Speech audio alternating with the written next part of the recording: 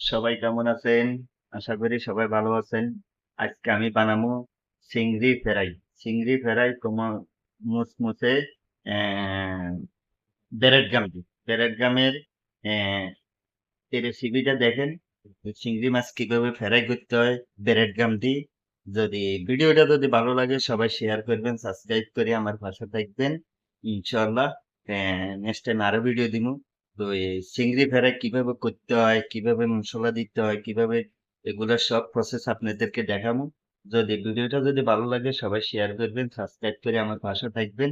হুম, আর আরেকটা কথা হইলো আমার পাশে থেকে সাবস্ক্রাইব করবেন। আপনারা কেউ আমার ভিডিওগুলো সাবস্ক্রাইব করেন না, ভিডিওটা পুরো দেখবেন। একদম টাইনে টেনে দেখবেন না। তো যদি ভালো লাগে শেয়ার করবেন, সাবস্ক্রাইব করে আমার পাশে থাকবেন, একটা কমেন্ট করবেন। ওকে, দেখতে থাকেন। গো কুলারে এখন কাটিয়ে লইছি।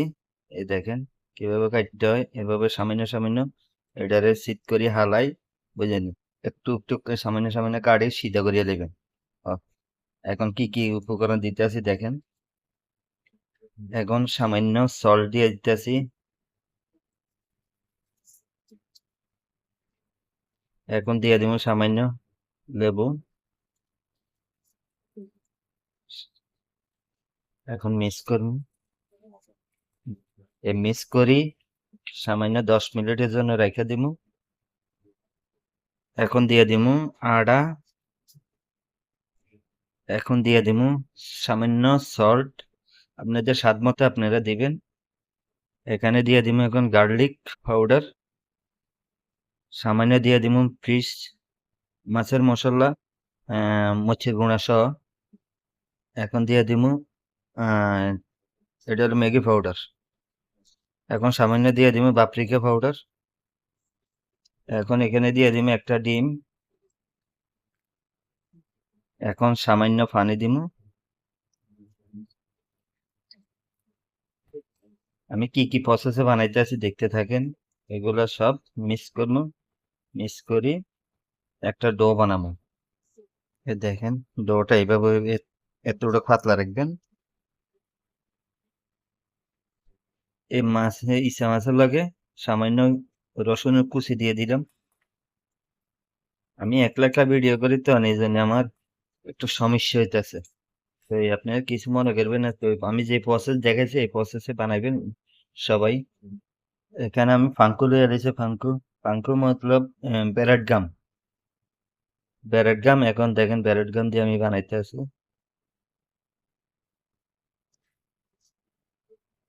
এখানে সামনে সাইডটা দিয়ে দিতেছি। এখন এখন সব রেডি করিয়া দিয়েছি। এই দেখেন এটা, আর এনে ব্যারেট গাম। এখন দেখেন এভাবে এইভাবে চুবাইবেন। চুবাই তারপরে এখানে দিয়ে দিলাম। আমি একলা একলা ভিডিও করি তো এই জন্য আমার একটু সমস্যা হইতেছে, কথা ওই জন্য। ওকে, কিছু মনে করবেন না। দেখছেন? এখানে আচ্ছা, সবাই এভাবে ট্রাই করবেন। একদম ইজি ইজি রেসিপি। যদি বানাইতে পারেন তাহলে মনে হয় আপনার খাই শান্তি পাইবেন সবাই, যে কোনো লোক। এটা রেস্টুরেন্টে কোন যে কোনো একটা ইজি সকল কামটা হইলো সকল। হ্যাঁ, আরবিতে কইয়া লাই কথা বলি। হ্যাঁ, যেন আরবির ঘরে কাম করি। হ্যাঁ, এখন আরবিতে কিছু কথা চলি এই আমার। তো এটা সবাই এটা সবাই বানাইতে পারবেন। তো সবাই ট্রাই করবেন। ট্রাই করতে তার সমস্যা নাই ভাই, শিক্ষার কোনো শেষ নাই। আপনি যদি আপনার ঘরের মধ্যে যদি এগুলো বানান, ভাবি আছে, খালা আছে, সবাই এইভাবে বানাইতে পারে। আপুরা আছে, আপুরা নতুন নতুন বিয়ে শাদী হয় নাই, অনেক আপুরা আছে কাম জানে না, অনেক ঘরে খানাগুলা নিজেরা বানাইতে জানে না, কথা হয়েছে নি। তো এগুলা সব কিছু আপনারা এগুলা খেয়াল করবেন। আমার বানানি শেষ, অল্প কটা বানাইছি। তো আপনারা এভাবে বানাইবেন। যাদের বিয়ে শাদী হয় নাই, আর ভাবিরা, অনেক ভাবিরা আছে, একদম ইজি। আমার ভিডিওটা যদি দেখেন এভাবে বানাই, যদি আপনি আহ কেসাব কেসাব দিয়ে খান, টমেটো পেস্ট এগুলো দিয়ে খান, খুব ভালো একটা টেস্ট পাইবেন। তো সবাই আমার ভিডিওটা আমি কি কত হিটের মধ্যে আমি ফ্রাই করতেছি এগুলাও আপনারা ফলো করবেন। যদি বেশি হিট দিলে আবার কালো হয়ে যাবে। আপনারা এগুলা সবসময় খেয়াল করবেন কম হিটের ভিতরে এগুলা ফ্রাই করার জন্য। কথা বুঝছেন? তো আপনারা একটু আপনারা দেখতে থাকেন আমার ভিডিওটা। তো সবাই দেখেন। এখন আমি 3 ঘন্টা পরে ফ্রিজ থেকে বাইর করলাম। ফ্রিজ থেকে বাইর করার পরে এখন আমি কতটুক ফিরে আমি তেলের বাজে সাইডে আছি দেখেন। একদম 40% একটু সামান্য হিট দিয়ে 40% এবার আমি ফ্রাই করতে আছি।